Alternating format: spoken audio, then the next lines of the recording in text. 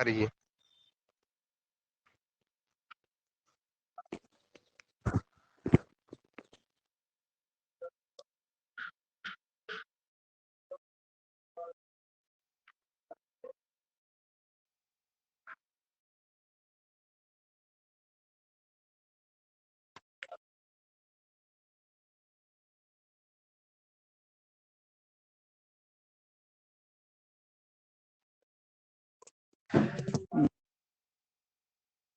Point हम लोगों ने क्रिस्टल फील्ड के बारे में हम लोगों ने पढ़ा था। तो कुछ बच्चे कंफ्यूज ये हैं कि क्रिस्टल फील्ड थ्योरी सिलेबस में है कहाँ। तो तुम लोग जब सिलेबस खोलोगे तो जो तुम लोग का जो टॉपिक नंबर सेकंड यानी कि चैप्टर नंबर जो सेकंड है उसमें देखो सबसे पहला टॉपिक होगा बैलेंस बॉन्ड थ्योरी। फिर सेकंड तुम्हारा टॉपिक होगा क्रिस्टल फील्ड थ्योरी। फिर तुम्हारा होगा ऑक्टाहेड्रल में स्प्लिटिंग होगा। फिर तुम्हारा बेसिकली टेट्राहेड्रल की स्प्लिटिंग होगी। फिर सीएफसी के तुम्हारा क्वेश्चन होगा। आवाज क्लियर नहीं है क्या किसी को? Is it voice is too much slow? आवाज ज्यादा धीरे है? जय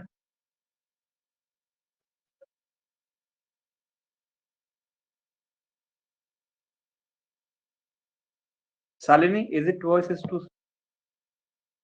और तेज बोले।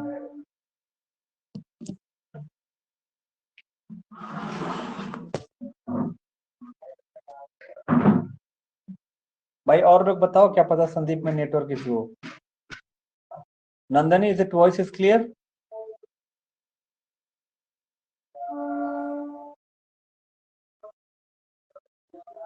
देखो बेसिकली हम लोग कोऑर्डिनेशन कंपाउंड के बारे में पढ़ रहे हैं, ठीक है। वो तुम लोग के सिलेबस में ये चैप्टर नाम नहीं दिया होगा, लेकिन तुम लोग को जो सिलेबस में जो नाम दिया गया होगा बच्चों वो तुम्हें दिया होगा बेसिकली कोऑर्डिनेट कंपाउंड के नाम से चैप्टर दिया होगा, चैप्टर नंबर सेकंड, जिसके अंदर सबसे पहला टॉपिक तुम्हारा सिलेबस में होगा valence bond theory, BBT. Book में जाओगे ना तो बीबीटी से नहीं स्टार्ट किया, वो सीधा क्रिस्टल फील्ड थ्योरी से पढ़ाया गया, क्योंकि क्रिस्टल फील्ड थ्योरी से ही ये चैप्टर स्टार्ट है पूरी तरीके से। बच्चों बीबीटी थ्योरी का फर्स्ट चैप्टर जो तुम लोग का है, जिसमें मॉलिकुलर ऑर्बिटल थ्योरी है, एलआरओ है, ये जो थ्योरी है हिटलर लंडन थ्योरी, उसके ही अंदर तुम्हें बीबीटी थ्योरी पढ़ा दी जाती है, मॉलिकुलर ऑर्बिटल थ्योरी पढ़ा दी जाती है। फिर उसी के जस्ट नीचे जो चैप्टर नंबर सेकंड है वो हमारा क्रिस्टल फील्ड थ्योरी यानी कि कोऑर्डिनेट बॉन्ड का जो हमारा चैप्टर है वो हमारा इस नाम से हमारा इस चैप्टर को दिखाया गया।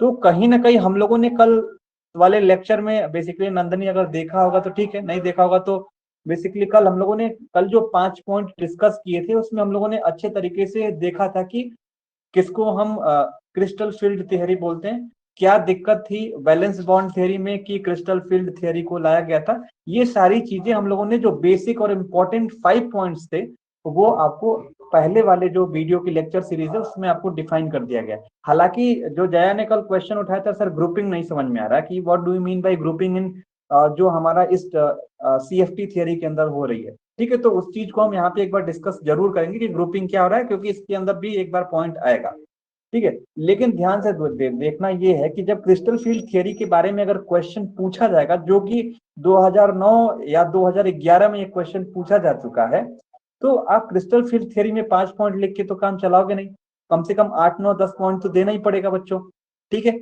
उसका एग्जाम्पल देना पड़ेगा, बेसिकली वही चीज है। कल जो पहला लेक्चर सीरीज है उसमें हम बेसिक सी चीजें हम बता चुके हैं कि बच्चों इसके अंदर सिर्फ एक ही चीज होता है कि एक इलेक्ट्रोस्टैटिक का नाम सुने होंगे, जो कि ये सबसे इंपॉर्टेंट पॉइंट था, जिसमें हम आपको ये बताए थे कि मेटल जो होता है वो पॉजिटिव चार्ज होता है और जो लिगेंड होते हैं वो हमेशा नेगेटिव चार्ज होते हैं या तो न्यूट्रल लिगेंड होते हैं। और ये क्या करते हैं, ये चारों तरीके से लिगेंड क्या करते हैं, एक पॉजिटिव एलिमेंट को पूरी तरीके से घेर के रखते हैं। जब ये पूरी तरीके से बच्चों घेर के रखते हैं तो आप लोगों ने ये देखा था कि सर इसके अंदर कहीं ना कहीं आप ये देखने के लिए आ रहा था कि सर एक पॉजिटिव मेटल है, इससे कोई निगेटिव वाला जो एलिमेंट है वो आके जो बेसिकली बॉन्ड बना रहा है। तो इस तरीके का बॉन्ड आपको कहाँ पे मिला था, तो आप बताओगे सर आयनिक बॉन्ड में, यानी कि आयनिक बॉन्ड वो बॉन्ड होता है जिसके अंदर पॉजिटिव और निगेटिव टर्मिनल आपस में बॉन्ड बनाते हैं, यानी कि इलेक्ट्रोस्टैटिक फोर्स ऑफ अट्रैक्शन होता है, यानी कि पॉजिटिव अपनी तरफ निगेटिव को पूरी तरीके से खींचता है। तो इस थियरी में कहीं ना कहीं हम लोगों ने ये देखा था कि sir electrostatic force of attraction यहाँ पे हो रहा था। और पहला पॉइंट में ये बताया था कि सर जो मेटल होता है उसको लिगेंड चारों तरफ से घेर के रखेगा, यानी कि सराउंड करके रखेगा। इसी तरीके का कुछ कॉन्सेप्ट हम लोगों ने पहले वाले लेक्चर में यानी कि हम लोगों ने डिस्कस किया था बच्चों। आई होप यहाँ तक सबको क्लियर है। तो आगे बढ़े हम लोग। तो कुछ पॉइंट इसमें ऐड करेंगे तो भी हमारा एब्सोल्यूट आंसर बनेगा, यानी कि 5 पॉइंट आप बेसिक बातों को आप समझ गए तो आप अच्छे तरीके से एक्सप्लेन कर सकते हो कि सीएफटी थियरी क्या है। वो पोस्टुलेट को आप बार बार एक बार रिवीजन करते रहोगे तो आपको याद हो जाएंगे वो सारे। ठीक है, अब कोशिश करो कि ये सारी चीजें तुम लोग पहले ही तैयार कर लो, ताकि जब आप क्लास करने जाओ ना तो क्लास में जब टीचर पूछे उससे पहले तुम बोल दो। कोई भी टीचर पूछे कि हाँ you know about the CFT theory, then you will tell about that कि सर सीएफटी थियरी वो थियरी है दैट ट्रांजिशन सीरीज को हमें दर्शाती है, यानी कि सर जो हमारे डी ब्लॉक के जो 5 जो बेसिकली ऑर्बिटल यानी कि जो घर होते हैं सर, वही हमारा क्रिस्टल फील्ड थियरी में क्या होता है कि आगे के जो 3 होते हैं उसको सेट 1 बोला जाता है और पीछे के जो होते हैं उनको सेट 2 बोला जाता है। खासकर इसको हम आज इसको अच्छे तरीके से एक्सप्लेन करेंगे अगर, लेकिन ये पोस्टुलेट आपको अच्छे तरीके से याद होने चाहिए कि सर बेसिकली हमारा जो क्रिस्टल फील्ड थियरी है ये इलेक्ट्रोस्टैटिक फोर्स ऑफ अट्रैक्शन के बारे में बताती है, जिसमें सर जो सेंट्रल मेटल एटम होता है। अब भाई कोऑर्डिनेशन कंपाउंड में फर्स्ट ईयर सेकंड ईयर में आप क्या पढ़े हो कि सर हमारा कोई भी कॉम्प्लेक्स होता है उसका एक सेंट्रल मेटल एटम होता है और इसको लिगेंड पूरी तरीके से घेर के रखता है, यानी कि क्लास 12th में कुछ इस तरीके का स्ट्रक्चर पढ़े होंगे K4Fe कुछ इस तरीके से आप लोगों ने स्ट्रक्चर पढ़ा होगा किसमें, क्लास 12th में। तो आप लोगों ने ये कोऑर्डिनेशन कंपाउंड में ये चैप्टर आप लोगों ने पढ़ा था, तो आप लोग ये देखोगे कि सर K4Fe यानी कि ये हमारा जो होता था वो सेंट्रल मेटल एटम होता था, CMA होता था, और ये जो हमारा होता था लिगेंड होता था। तो इस स्ट्रक्चर में आप क्या कहोगे कि सर इस स्ट्रक्चर में आप यही तो कह सकते हैं ना बच्चों, ये ब्रैकेट में क्या है Fe6 है। जब इस ब्रैकेट में Fe6 हमारे पास प्रेजेंट है तो आप ये कह सकते हो कि सर जो ये स्ट्रक्चर हम लोगों ने देखा Fe6 यानी कि एक आयरन था उसको चारों तरफ से Cn घेर के रखा हुआ था, Cn घेर के रखा हुआ था यानी कि सराउंड करके रखा हुआ था इनको। तो यानी कि जो चार्ज वैल्यू होती है यानी कि जो इसके ऊपर वैलेंसी होती है वो नेगेटिव चार्ज होती है, आपको भी पता है, Fe+2 चार्ज होता है। तो आप लोगों ने भी देखा कि एक सेंट्रल मेटल एटम है जो कि पॉजिटिव चार्ज में, उसको नेगेटिव चार्ज पूरी तरीके से चारों तरफ से घेर के रखा पड़ा हुआ है। तो कुछ इस तरीके के कॉन्सेप्ट को हम लोगों ने देखा था और यही हमारा इलेक्ट्रोस्टैटिक फोर्स ऑफ अट्रैक्शन है जो इस चैप्टर में हम लोगों को बेसिकली इसके पोस्टुलेट में या इसकी थियरी में, क्रिस्टल फील्ड थियरी में हमें बताना था। एक सिंपल थियरी है, ठीक है। अब चलिए आज का लेक्चर हम स्टार्ट करते हैं। यहाँ 5th पॉइंट से डिस्कस करेंगे, यानी कि 5th पॉइंट कल के 5वें पॉइंट तक हम लोगों ने डिस्कशन किया था, तो ये आप लोग 6 पॉइंट मान लेना आज के लेक्चर में, ठीक है। तो हियर वी टॉक अबाउट जो 5th पॉइंट हमारे पास है बच्चों, ये बता रहा है कि जो लीगेंड हमारे पास थी ना डी ब्लॉक एलिमेंट के अंदर, तो वो किस किस के ऊपर डिपेंड करती है। तो आपको भी पता है कि लीगेंड नंबर पे डिपेंड कर देता है, फिर कटायन जो होता है यानी कि कटायन की सराउंड, जैसे कोई भी है, देखो ये कटायन हो गया, पॉजिटिवली चार्ज को कटायन बोलते हैं, यानी कि सेंट्रल मेटल एटम के आसपास ये किस तरीके से अरेंजमेंट है या किस तरीके से सराउंड कर रहा है इसके ऊपर डिपेंड कर देता है। लिगेंड कितने नंबर में, यानी कि लिगेंड जैसे अभी देखें Fe6 था, Fe6 जब हम लोगों ने देखा बच्चों तो इसमें पहला क्या है, नंबर कितना है, तो लिगेंड हमारे पास कितना अच्छे, इसके ऊपर डिपेंड करता है कि कितने लिगेंड इसमें ज्वाइन कर रहे हैं सेंट्रल मेटल एटम से यानी कि पॉजिटिव आयन से। फिर इसका अरेंजमेंट देखेंगे, अरेंजमेंट किस तरीके से इसका अरेंजमेंट है, टेट्राहेड्रल है कि ऑक्टाहेड्रल है, किस तरीके का अरेंजमेंट है।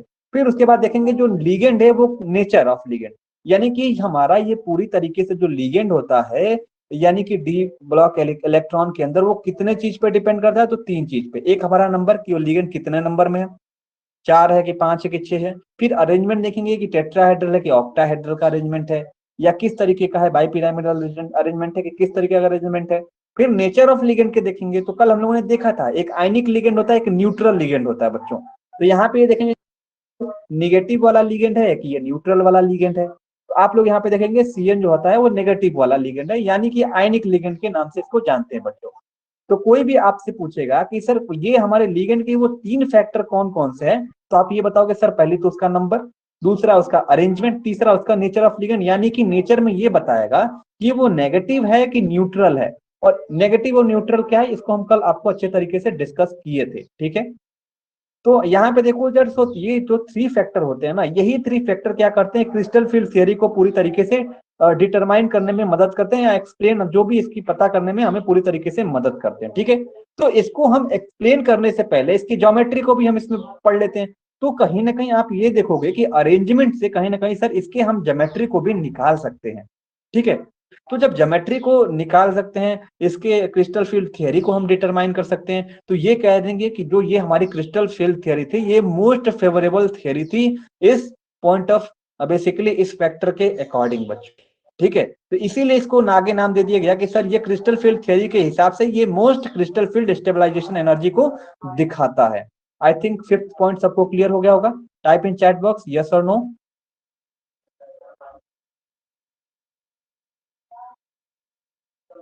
नंदनी, जया, संदीप, क्लियर बच्चा?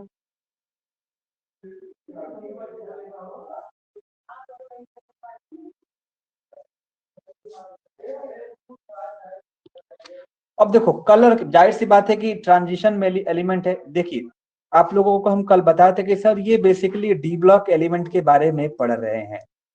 तो डी ब्लॉक एलिमेंट जब हम लोग बेसिकली पिछले क्लास में जब सेकेंड ईयर क्लास में अटेंड किए, या आपको बेसिक से भी पता है कि सर डी ब्लॉक एलिमेंट को हम ट्रांजिशन मेटल कॉम्प्लेक्स या ट्रांजिशन मेटल सीरीज भी बोलते हैं, यानी कि इसको हम कलर कंपाउंड सीरीज के नाम से भी जानते हैं दोस्तों। ठीक है, कलर कंपाउंड सीरीज से भी नाम जानते हैं, यानी कि ट्रांजिशन मेटल एलिमेंट जो होता है इसको ट्रांजिशन एलिमेंट का नाम भी दिया जाता है, यानी कि इसको आप अच्छे तरीके से परिचित होंगे आप।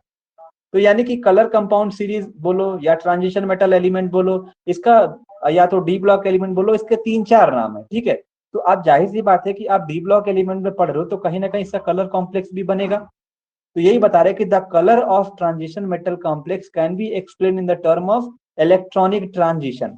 इलेक्ट्रॉनिक ट्रांजिशन मतलब बच्चों मैं आपको ये बताना चाहता हूं कि जैसे हम लोगों ने सर पढ़ा कि सर ये डी ब्लॉक एलिमेंट है, डी ब्लॉक एलिमेंट है बच्चों। ठीक है, डी ब्लॉक एलिमेंट है तो आपको भी पता है इसको बोलते हैं डी एक्स वाई, इसको क्या बोलते हैं डी वाई जेड, इसको क्या बोलते हैं जी जेड एक्स बोलते हैं, और यहाँ पे इधर लास्ट वाले को बोलते हैं D X square Y square, और ये हमारा जो होता है डी जेड स्क्वायर होता है बच्चों। तो ये आगे का जो 3 होता है इसको सेट 1 बोलते हैं, इसको बोलते हैं क्या सेट 2, यानी कि ये 3 को, आगे वाले 3 को हम कल बताए थे कि इसको बोलते हैं टी टू जी।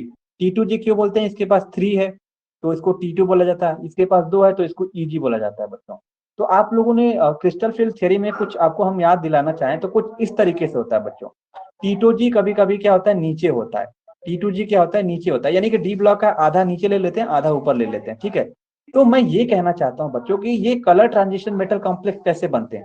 जैसे कभी कभी क्या होता है कि ये जो ग्राउंड वाला होता है ये एक्साइटेड स्टेट में चला जाता है, ऊपर की तरफ चला जाता है, यानी कि टी टू जी से ईजी की तरफ जब इलेक्ट्रॉन शिफ्ट होना चालू होता है ना बच्चों, तो ये कलर कॉम्प्लेक्स को शो करता है। ठीक है, तो मैं आपको यही बताना चाहता हूँ इलेक्ट्रॉनिक ट्रांजिशन मतलब क्या होता है, जब एक ऑर्बिटल से दूसरे ऑर्बिटल में जाना, यानी कि ये सब प्रोसेस किसके अंदर हो रही है, डी ब्लॉक एलिमेंट के अंदर ही हो रही है। तो हमें यहाँ पे यही बताने की कोशिश कर रहा है बच्चों कि जो कलर ट्रांजिशन मेटल कॉम्प्लेक्स होंगे सर वो कैसे बनेंगे, तो सर इसके अंदर इलेक्ट्रॉनिक ट्रांजिशन होगा, यानी इलेक्ट्रॉन जो होता है कि टी टू जी से ईजी की तरफ जाएंगे, यानी कि ये सब सारी प्रोसेसेस हमारी डी ऑर्बिटल के अंदर होगा। तो यानी कि जब नीचे से ऊपर की तरफ जाती है तो ये बोलते हैं ना कि एनर्जी का शिफ्ट हो रहा है नीचे से ऊपर की तरफ, तो हमें कलर कंपाउंड फॉर्मेशन यहाँ पे हमें देखने को मिल रहा है बच्चों। तो इसी को बोलते हैं कलर ट्रांजिशन मेटल कॉम्प्लेक्स भी बोला जाता है। आई होप सबको 6 पॉइंट क्लियर। अब देखते हैं क्या बच्चों, मैग्नेटिक प्रॉपर्टी।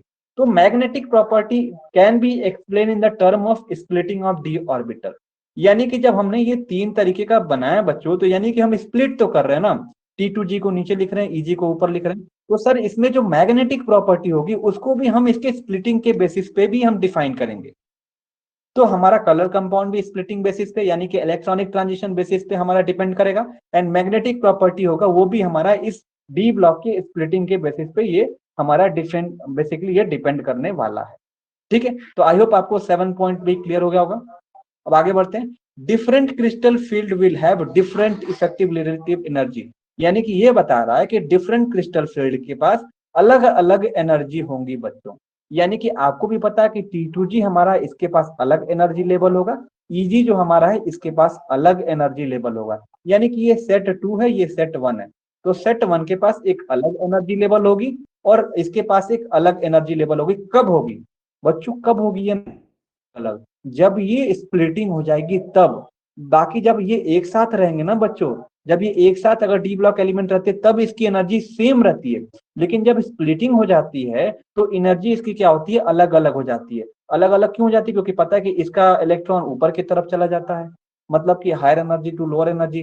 तो जब स्प्लिटिंग होती है तो एक हमारा हायर एनर्जी में टूट जाता है, एक लोअर एनर्जी में टूट जाता है। तो यही बताता है कि हर अलग अलग क्रिस्टल फील्ड की अलग अलग इसकी सेट ऑफ एनर्जी हमारे पास इस ऑर्बिटल के अंदर प्रेजेंट होंगी। यहाँ तक क्लियर हो गया होगा। फिफ्थ पॉइंट में एक बार आप रिकैप देख लो। पहले फिफ्थ पॉइंट में आप क्या पढ़ा कि सर ये नंबर पे डिपेंड करेगा, कितने नंबर ऑफ लिगेंड है, अरेंजमेंट किस तरीके का है, नेचर ऑफ लिगेंड क्या है, सर वो आयनिक लिगेंड है कि सर न्यूट्रल लिगेंड है। फिर से सिक्स पॉइंट में हमने देखा सर जो कलर बनेगा उसके स्प्लिटिंग के बेसिस पे बनेगा। सेवंथ में आपने बताया सर मैग्नेटिक प्रॉपर्टी होगा, उसके स्प्लिटिंग पे बहुत डिपेंड करेगा। एनर्जी भी जो होगी उसके स्प्लिटिंग पे डिपेंड करेगी। ठीक है।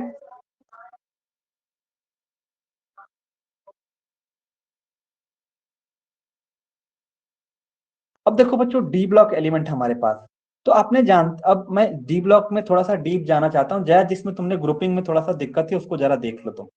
डी ब्लॉक ऑर्बिटल जो था वो देखो बेसिकली आपको भी पता है कि सर के इसके पास 5 ऑर्बिटल होते हैं। वो 5 ऑर्बिटल आपको भी पता है, इस तरीके से ड्रॉ करोगे। तो ये आगे के जो 3 होते हैं बच्चों ना, ये हमारे क्या होते हैं, सेट 1 होते हैं, यानी कि ये बच्चों बिटवीन द एक्सिस होते हैं।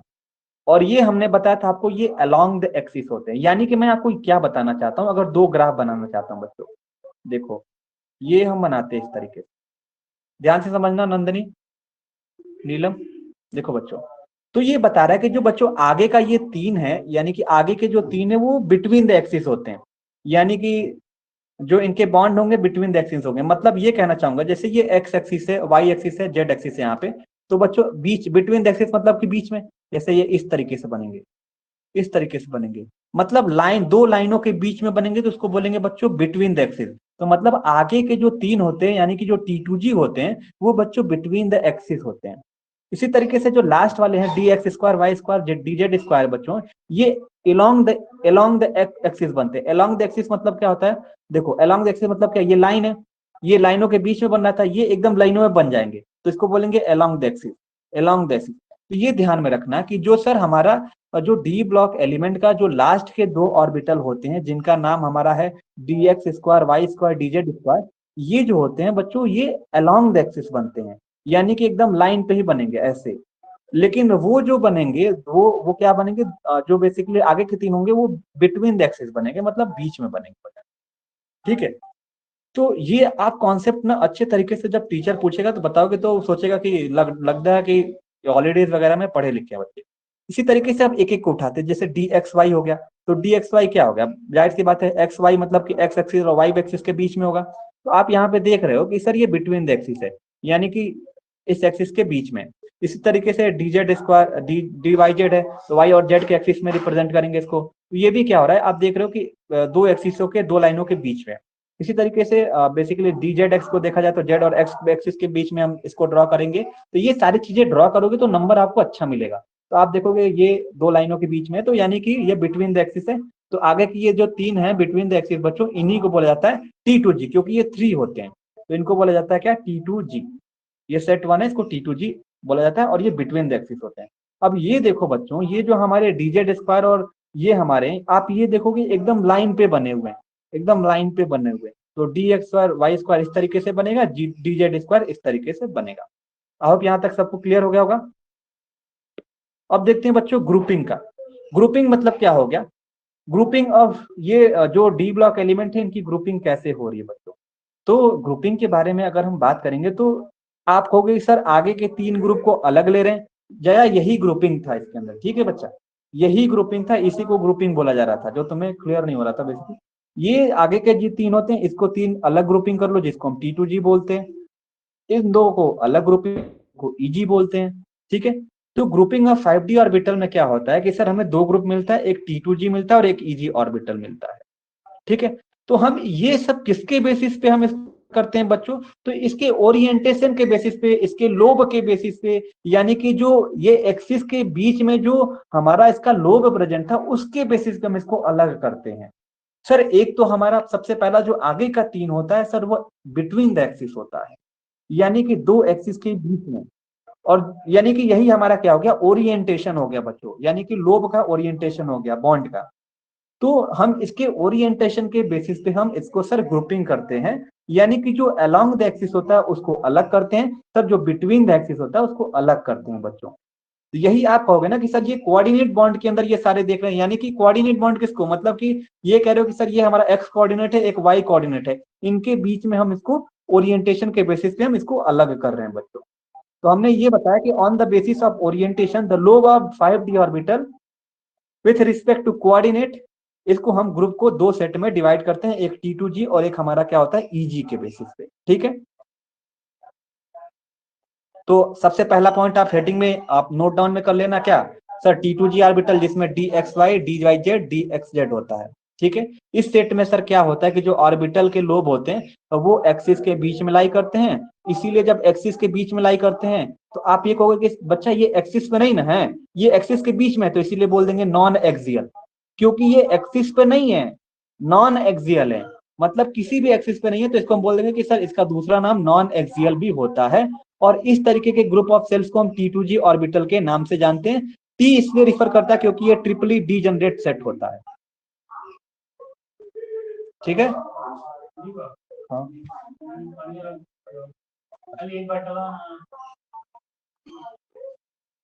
अगर हम बात करते हैं सेकंड पॉइंट के बारे में, यानी कि ईजी ऑर्बिटल के बारे में बच्चों, ठीक है, ईजी ऑर्बिटल के बारे में बात करेंगे तो आप ये कहोगे सर ये हमारे दो ऑर्बिटल होते हैं DX² और Y² होता है, यानी कि DZ² होता है। तो आप ये कहोगे कि सर जो ये लोब होते हैं वो बिल्कुल इसी के ऊपर लाई करते हैं, यानी कि एक्सिस पे लाई करेंगे, तो इसीलिए हम बोलेंगे क्या, एक्सियल ऑर्बिटल,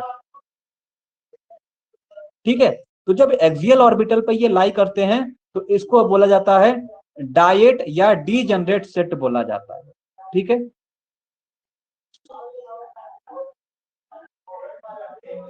देखो नॉन एक्सियल और एक्सियल क्या होता है, मैंने क्या बोला, देखो यहां तक समझ में आ गया ना, इसको हम थोड़ा सा क्लोज कर देते हैं, यहाँ पे हम समझाने की कोशिश करते हैं।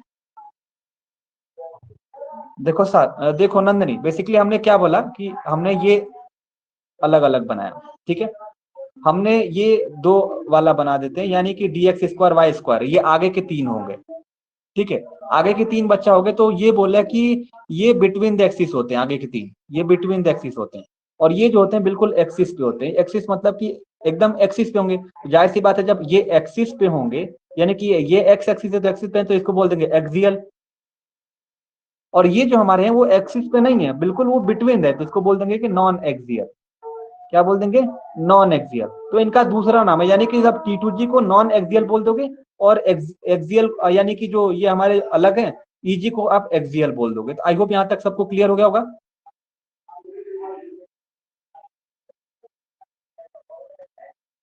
ठीक है, यहां तक तुम लोग अच्छे तरीके से नोट डाउन कर लेना। और जो नीचे आप PDF में जो देख रहे थे ऑक्टाहेड्रल का फिगर बना हुआ था बच्चों, वो नेक्स्ट टॉपिक है ऑक्टाहेड्रल। तो अभी कुछ लोग बोल रहे हैं कि सर BBT थियरी को आप एक बार पढ़ा दीजिए, तो मैं बच्चों एक बार BBT थियरी को कल एक बार बता दूंगा, क्योंकि इसका अपोजिट BBT थियरी है, ठीक है। तो BBT थियरी हम आपको बता देंगे, फिर उसके बाद ये हमारा CFT थियरी हो गया। इसके बाद हम CFT में दो तरीके का हमें स्प्लिटिंग पढ़ना है बच्चों, मतलब कि दो तरीके का स्ट्रक्चर पढ़ना है, ये ध्यान में दे दो, एक ऑक्टाहेड्रल स्ट्रक्चर पढ़ना है और एक ऑक्टाहेड्रल पढ़ना है और एक टेट्राहेड्रल पढ़ना है। टेट्राहेड्रल मतलब कि चार कंपाउंड वाला, एक छह कंपाउंड का। तो ये तुम लोग के लिए आसान है, बाइपिरामिडल टेट्राहेड्रल इस तरह का कुछ मतलब इस तरीके का नहीं पढ़ना, हमें सिर्फ दो ही पढ़ना है, ऑक्टाहेड्रल और टेट्राहेड्रल, ठीक है। तो ये चैप्टर बिल्कुल आसान है, अच्छे तरीके से इसमें न्यूमेरिकल पूछे जाते हैं, इन सारी चीज को अच्छे तरीके से हम लोग आगे की तरफ कंटिन्यू करेंगे। तो आई होप सबको पसंद आया होगा, ठीक है। तो यहाँ पे हम स्टॉप करते हैं क्लास को।